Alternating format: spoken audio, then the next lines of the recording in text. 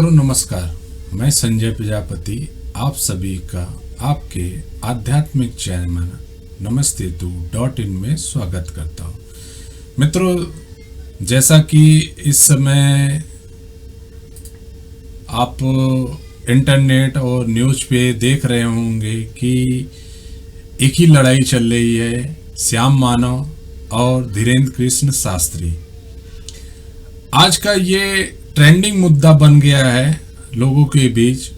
कहीं ना कहीं आस्था जुड़ी है, धर्म से जुड़ा हुआ है ये मामला, तो कहीं ना कहीं इस पे लोग ज़्यादा तवज्जो दे रहे हैं, इस खबर पे ज़्यादा तवज्जो दे रहे हैं।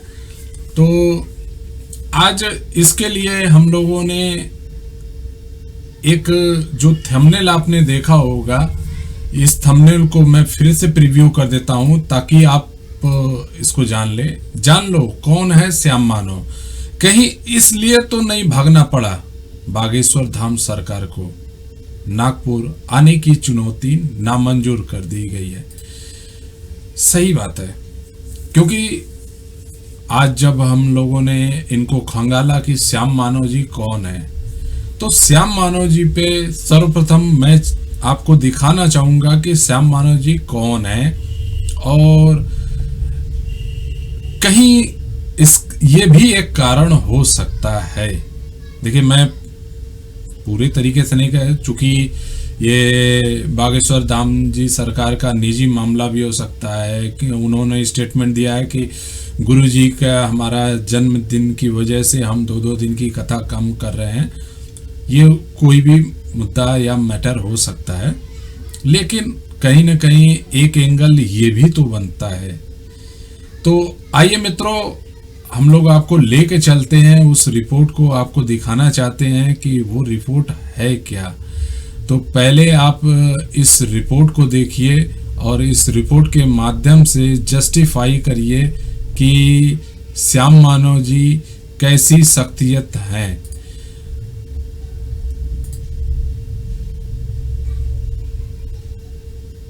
सम्मोहन विशेषज्ञ और व्यक्तित्व विकास सलाहकार हैं। वह भारत में सबसे बड़े और सबसे लंबे समय तक चलने वाले अंधविश्वास विरोधी आंदोलन अखिल भारतीय अंधश्रद्धा निर्मूलन समिति अबैंस के संस्थापक राष्ट्रीय संयोजक होने के लिए जाने जाते हैं। वह आत्मसम्मोहन के माध्यम से व्यक्तित्व विकास के क्षेत्र में अग्रणी हैं और भारतीय भाषा मराठी में व्यक्तित्व विकास कार्यशालाओं का आयोजन करने वाले भारत के पहले व्यक्ति थे। उन्हें सेल्फ हेल्प हिप्नोथेरेपी के क्षेत्र में अग्रणी विशेषज्ञ के रूप में जाना जाता है। स्मृति अध्ययन तकनीकों, पारिवारिक संबंधों और पालन पोषण पर उनकी कार्यशालाएं बहुत ही लोकप्रिय प्रभावी हैं। जीवन के सभी पहलुओं के लिए एक पूर्ण वैज्ञानिक दृष्टिकोण के साथ वह सबसे उपयोगी मार्गदर्शन प्रदान करता है, जो इस और गलत सूचना भ्रम के युग में आवश्यक है। प्रोफेसर श्याम मानव, प्रारंभिक जीवन और कैरियर। पहला, जन्म और पारिवारिक पृष्ठभूमि। श्याम मानव का जन्म 9 सितंबर 1991 को महाराष्ट्र के वर्धा जिले के देवली में हुआ था। उनके पिता ज्ञानदेव एक किसान और एक सामाजिक कार्यकर्ता थे, जिन्होंने प्रसिद्ध गांधीवादी विनोबा भावे के साथ काम किया था। उन्होंने लंबे समय तक विनोबा के निजी सहायक के रूप में भी काम किया। श्याम मानव की मां कमल मांटेसरी टीचर के तौर पर काम करती थी। वह अपने भाई बहनों में सबसे बड़े हैं। उनके एक भाई और 2 बहनें हैं। वह यवतमाल और वर्धा में एक रूढ़िवादी पारंपरिक माहौल में पले बढ़े और कई बार पवनार आश्रम में रहे, जहां उन्हें विनोबा भावे और अन्य प्रसिद्ध गांधीवादियों के साथ रहना पड़ा, जिसने उन पर बहुत प्रभाव डाला। दूसरा, युवा और शिक्षा।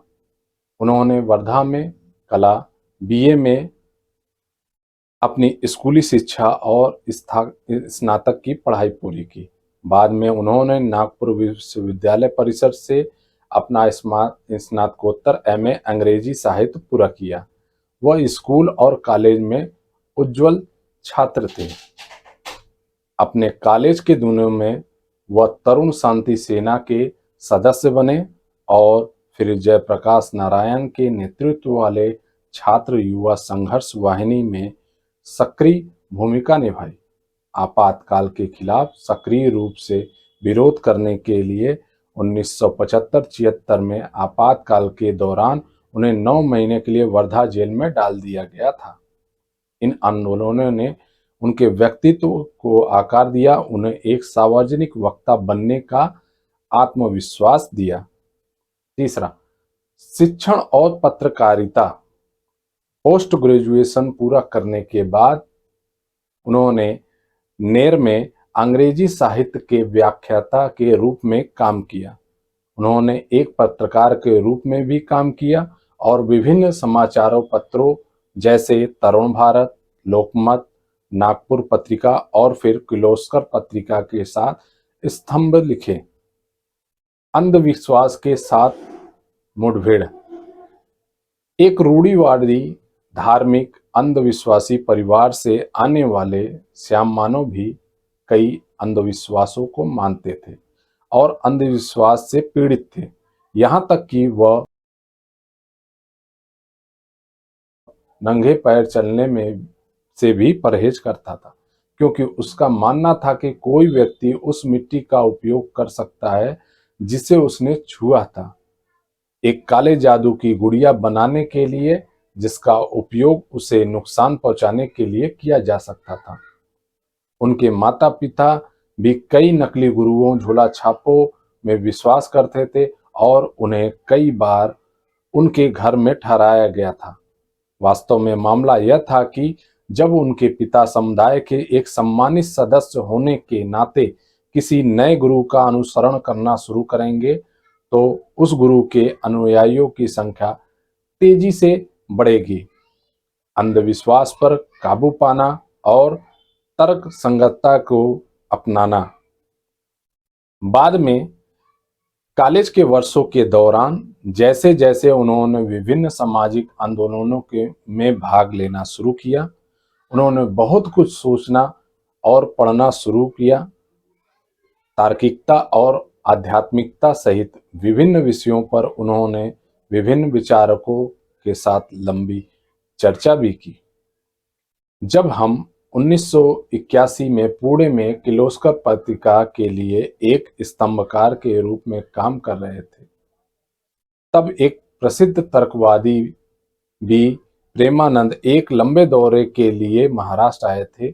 जब श्याम मानव प्रेमानंद के कार्यक्रम में शामिल हुए तो उन्हें कई ऐसे उत्तर मिले जिनके जवाब उन्हें लगा कि विज्ञान के पास नहीं है। फिर उन्होंने श्रीलंका के बहुत ही प्रतिष्ठित बुद्धिवादी डॉक्टर अब्राहम को उनकी बुद्धिवादी आध्यात्मिकता और विज्ञान पुस्तकों के बारे में पता लगाया। उन किताबों को पढ़ते हुए श्याम मानव को वे सभी उत्तर मिल गए जिनकी वह जीवन भर तलाश कर रहा था। पूरी तरह से तर्कसंगत बन गया। फिर वो मुख्य वक्ता के रूप में अपने दौरों के बाकी हिस्सों में बी प्रेमानंद के साथ गए और अंधविश्वास पर अपने भाषणों के लिए प्रसिद्ध हुए। अखिल भारतीय अंधश्रद्धा निर्मूलन समिति एबेंस श्याम मानव ने अपने कई साथी तर्कवादी कार्यकर्ताओं के साथ 1982 में अखिल भारतीय अंधश्रद्धा निर्मूलन समिति की स्थापना की। तब से अब तक समिति का कार्य भारत के कई राज्यों में जैसे महाराष्ट्र, गोवा, एमपी, छत्तीसगढ़, गुजरात में फैला हुआ है और प्रतिदिन बढ़ता ही जा रहा है। ईश्वर और धर्म पर श्याम मानव का रुख। श्याम मानव महाराष्ट्र में एक तर्कवादी संत गाडगे बाबा से बहुत प्रभावित हुए हैं। गाडगे बाबा लोगों को उनके अंधविश्वास, गलत धार्मिक प्रथाओं और अंधविश्वास के बारे में जागरूक करते रहते थे। श्याम मानव अतीत में संत ज्ञानेश्वर, संत नामदेव, संत तुकाराम, कबीर, संत तुकडोजी महाराज जैसे कई संतों के अंधविश्वासी विरोधी शिक्षाओं के बारे में भी जानते थे। ये संत बहुत ही प्रभावी सामाजिक और धार्मिक सुधारक थे।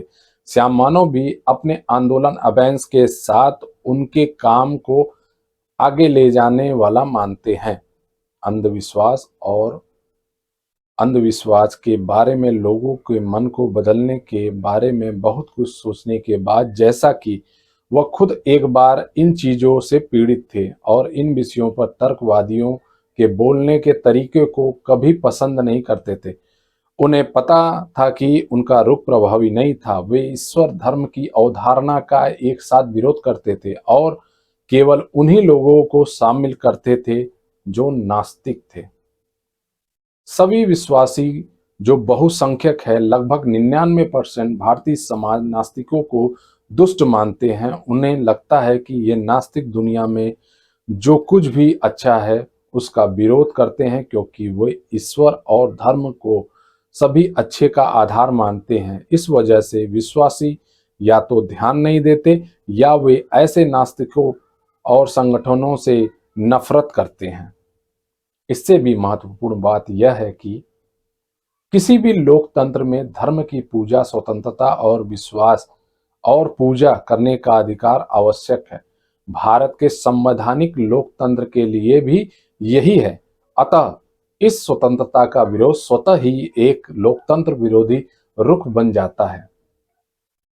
इसके अलावा श्याम मानव मानते हैं कि ईश्वर और धर्म अंधविश्वास की जड़ नहीं है। अतीत में सभी संत सुधारक ईश्वर में विश्वास करते थे और धार्मिक थे, फिर भी अंधविश्वास से मुक्त थे। इससे वे इस निष्कर्ष पर पहुंचे कि तर्क या अवैज्ञानिक अंधविश्वास और अंधविश्वास का आधार है। इन सब बातों पर विचार करते हैं उन्होंने सावधानी पूर्वक अपना अंधविश्वास विरोधी आंदोलन दूरदर्शिता के साथ प्रारंभ किया। हम ईश्वर और धर्म विरोधी नहीं हैं, हालांकि हम ईश्वर और धर्म के नाम पर शोषण और डकैती के खिलाफ हैं। काला जादू विरोधी अधिनियम बनाने में भागीदारी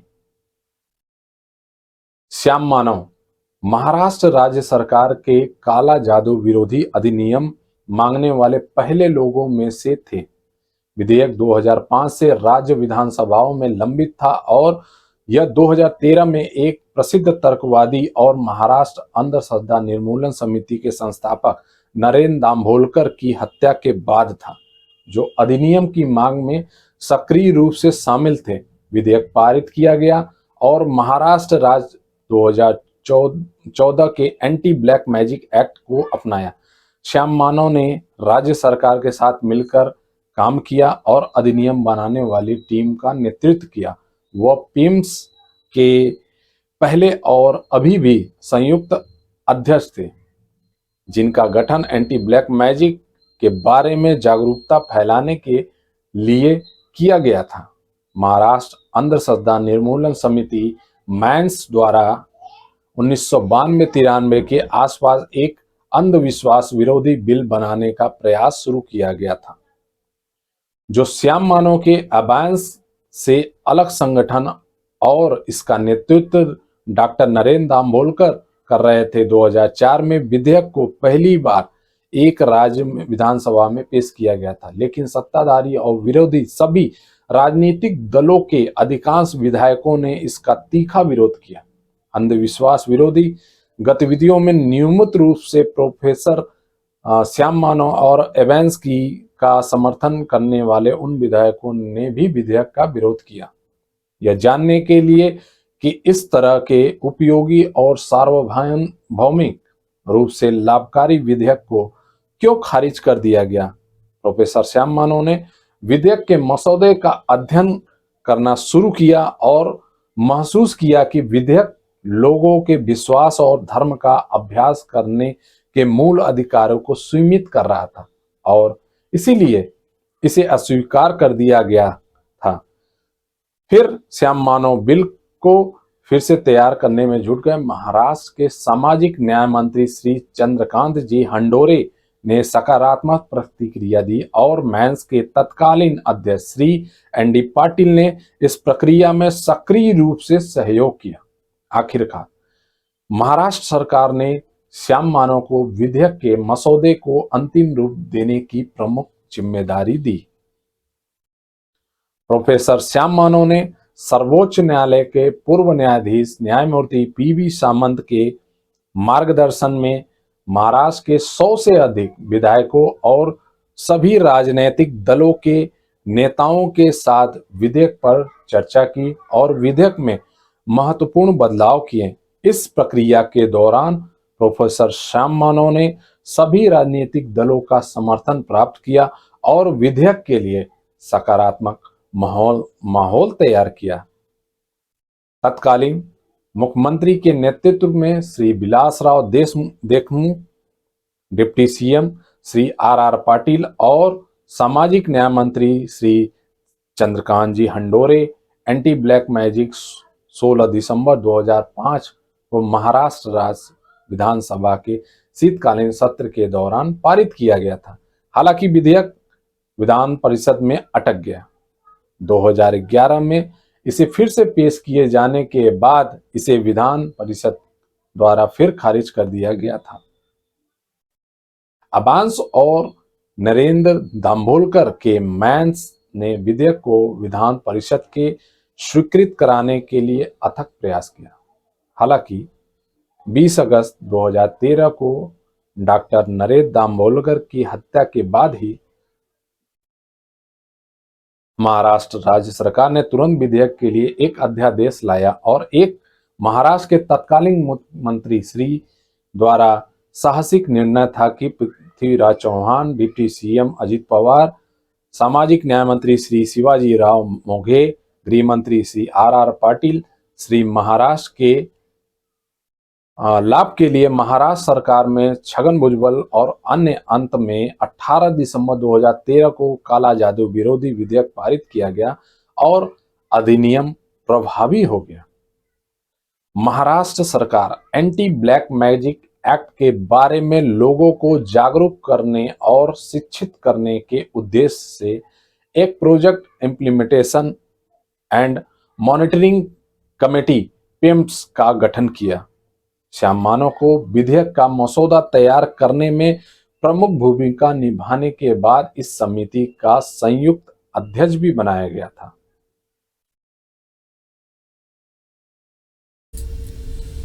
मित्रों, जैसा कि आपने ये रिपोर्ट देखा और ये इस रिपोर्ट में आपको कैसा लगा, ये हमें ज़रूर बताइएगा। और इसके साथ ही हम चलते हैं एक धीरेन्द्र की शास्त्री जी ने जी न्यूज पे दीपक चौरसिया जी को आप जानते होंगे, उनका इन्होंने इंटरव्यू किया था। उस इंटरव्यू को हम लोग देखते हैं और उसमें इन्होंने क्या कहा है, आइए इसको देखते हैं।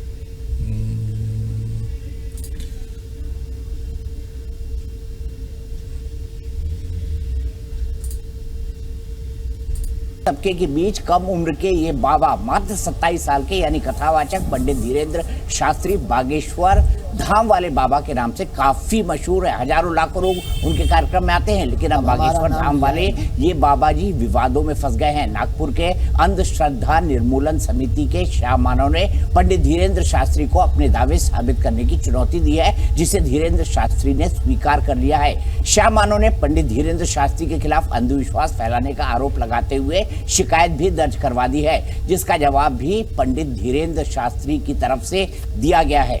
इस वक्त खुद पंडित धीरेन्द्र शास्त्री यानी बागेश्वर धाम वाले बाबा हमारे साथ जुड़ रहे हैं, जो दरबार लगाते हैं और ये भी दिखाएंगे कि उनके दरबार में क्या क्या होता है। सबसे पहले स्वामी जी आपको मेरा प्रणाम, और सबसे पहले ये जानना चाहूंगा, क्या आप अंधविश्वास फैलाते हैं? श्री सीताराम, आपकी जय हो। ठीक हैं आप? आवाज आ रही? हाँ, आपने पूछा कि आप क्या अंधविश्वास फैलाते हैं। अगर हनुमान जी के नाम का प्रचार करना, सनातन की बात करना और श्री हनुमान जी महाराज की चर्चा करना, हनुमान चालीसा आदि उपायों से जोड़ना, पितृ मातृ पितृ पूजन के बारे में बताना, अगर यह अंधविश्वास है तो भारत के जितने भी हनुमान भक्त हैं वो सब फैला रहे हैं। ठीक है, मैंने आपका तर्क माना, लेकिन आइए आपको दिखाता हूं कि बागेश्वर धाम दरबार की एक तस्वीर। और मैं बाबा आपसे जानना चाहूंगा, पंडित शास्त्री जी आपसे जानना चाहूंगा कि ये क्या है। देखिए ये तस्वीर, सबसे पहले बागेश्वर धाम दरबार की।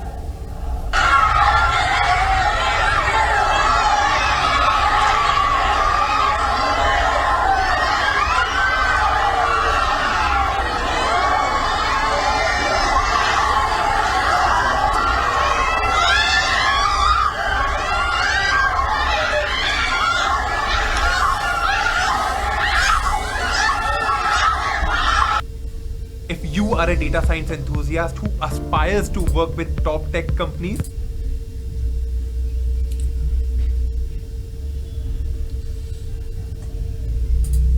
देखा मित्रों आपने कि दीपक चौरसिया जी के द्वारा किए गए इस हवाले पे उन्होंने इस तरीके से इसको लिया। आगे हम लोग श्याम मानव जी की एक प्रेस कॉन्फ्रेंस की थी और उस प्रेस कॉन्फ्रेंस के माध्यम से जो उन्होंने आचार्य धीरेन्द्र कृष्ण शास्त्री जी के लिए जो 30 लाख का इनाम रखा था उसके बारे में वो बताएंगे। तो आइए जरा सा इनको भी देखते हैं कि इन्होंने क्या कहा। अगर दो बार 90% आपने करेक्टली कहा तो आपको सीधा 30 लाख रुपए का अखिल भारतीय अंधश्रद्धा निर्मूलन समिति का प्राइज मिलेगा। अगर ये प्राइज आपको चाहिए तो 3 लाख रुपए पहले पंचमंडल के पास में डिपॉजिट रखने पड़ेंगे। अगर आप हार गए दोनों बार तो ये 3 लाख रुपए आपके जब्त हो गए और अखिल भारतीय अंधश्रद्धा निर्मूलन समिति के बैंक अकाउंट में जाएंगे। अगर आप जीत गए तो आपके 3 लाख आपको वापस मिलेंगे और 30 लाख रुपए अंधश्रद्धा निर्मूलन समिति के आपको दिए जाएंगे, जो आईसीसी बैंक मुंबई में रखे हुए हैं। उनको हम हाथ नहीं लगाते हैं, उनसे जो ब्याज आता है उसी पर हम काम करते हैं। यानी सवाल पूछा ना, कहाँ है पैसे? एक जमाना था हमारे पास नहीं थे पैसे, लेकिन हमने अभी इकट्ठा किए लोगों से, आपसे ही मांग कर जमा कर इकट्ठा किए। हमने कोई सब पैसे अपने जेब में से नहीं डाले। तो कहने का मतलब ऐसा है, आप अपन आह्वान स्वीकारें। हम जानते हैं बाबा करोड़ों में खेलते हैं, वो बोलेंगे 30 लाख किस झाड़ की पत्ती है, इसलिए पैसे के लिए मत स्वीकारिए। आप में दिव्य शक्ति है, ये सिद्ध करने के लिए आइए, 2 बार ये चुनौती पार कीजिए, 90% करेक्ट बताइए और सारे दुनिया के सामने साबित कीजिए कि आप में दिव्य शक्ति है। पूरे दुनिया में नाम होगा, सारे दुनिया में नाम होगा भारत का कि एक 26 साल के लड़के ने इतनी आध्यात्मिक प्रगति की है कि उसके पास में ऐसी दिव्य शक्ति है कि कोई भी चीज वो पहचान सकता। बिन लादेन को ढूंढने के लिए अमेरिका ने 50,000 करोड़ से ज्यादा पैसा खर्च किया है उनकी संस्थाओं ने, और उसको 7-8 साल लगे। हमारे महाराज को कोई भी बात अंतर्ज्ञान से पता चलती है तो अमेरिका इनको कितना पैसा देने के लिए तैयार हो जाएगा। अरे अमेरिका का छोड़िए, हमारे भारत के मोदी जी, पंतप्रधान जी, प्रधानमंत्री जी, अगर ये कहाँ का बॉम्ब होने वाले हैं, बॉम्ब स्फोट होने वाले हैं, कहाँ का बॉम्ब रखने वाले हैं, पहले ही बता देंगे तो महाराज जी आपको कई 1000 करोड़ रुपए मोदी जी ने दिए तो भी हम ऑब्जेक्शन नहीं लेंगे। इतना बड़ा आप काम कर जाएंगे, करिए ना। अरे आपको तो ये भी पता नहीं था कि मैं नागपुर में जाने के बाद मेरा क्या होने वाला है। उनकी भाषा में कह रहा हूं, आपको दिव्य शक्ति से पहले पता नहीं चला कि नागपुर पोल खोल शहर है और वहां आने के बाद में अपनी पोल खुल सकती है और बुरी तरह से खुल सकती है, ताकि छोड़कर भागना पड़ता है। आपका कहना ऐसा है कि मेरा कार्यक्रम केवल 11 तारीख तक था, आप झूठ बोल रहे हो। जाहिर तरीके से मैं कहता हूं, पोस्टर्स में 13 तारीख तक है, पत्रिका में 13 तारीख तक है, कहीं भी पहले किसी पेपर में आप 11 तारीख तक कार्यक्रम करने वाले हो, ये छप कर नहीं आया। मित्रों, जैसा कि वीडियो बहुत ज़्यादा लंबा हो जाएगा और इस प्रस्तुति के माध्यम से हमने ये दिखाया, हम लोगों ने ये दिखाया है कि कहीं एक कारण ये भी हो सकता है क्योंकि श्याम मानव जी जो हैं वो एक तर्कशास्त्री हैं, जो तर्क पे बात करते हैं और तर्क के हिसाब से ही वो करते हैं पूरी प्रक्रिया। कहीं इसके पूर्व में हम लोगों ने एक वीडियो चलाई थी, उसमें आप देख सकते हैं, मैं थंबनेल आपको कर रहा हूं, बागेश्वर धाम सरकार फंस गए या फंसा दिए गए। हो सकता है फंस गए या फंसा दिए गए, ये जस्टिफाई आप करिएगा। कहीं कहीं अगर हम धर्म के चश्मे से देखेंगे तो फंसा दिए गए, कहीं ना कहीं अगर हम तर्क के संगत से देखेंगे तो ये फंस गए। तो मित्रों, हम किसी भावना को आहत नहीं करना चाहते हैं, और जैसा कि मैं खुद स्वयं हनुमान जी का भक्त हूँ, और मैं तो चाहूँगा कि ये मेरी निजी राय है कि बागेश्वर धाम सरकार जी को जैसे इन्होंने चुनौती दी है, नागपुर आने की चुनौती को नामंजूर किया है, उसको मंजूर करना चाहिए, ताकि जो श्याम मानव जी कह रहे हैं कि इनका इंटरनेशनल लेवल पे फेम होगा, होना चाहिए। ये बागेश्वर धाम सरकार जी की निजी राय हो सकती है, मैं उसमें नहीं जाना चाहता हूँ और ना ही उसको मैं राजनीति के चश्मे से देखना चाहता हूँ। मित्रों, जैसा कि इस प्रस्तुति के माध्यम से हमें यही बताना था कि कहीं एक कारण ये भी हो सकता है। मित्रों, ये आध्यात्मिक विश्लेषण आपको कैसा लगा, हमें कमेंट सेक्शन में कमेंट जरूर करिएगा, और हमारे इस प्रस्तुति को लाइक शेयर जरूर करिएगा, और अगर सब्सक्राइब नहीं किए हैं तो सब्सक्राइब भी जरूर करिएगा। मित्रों, इसी के साथ हम सब आपसे अलविदा लेते हैं और पुनः एक प्रस्तुति की तैयारी भी करते हैं।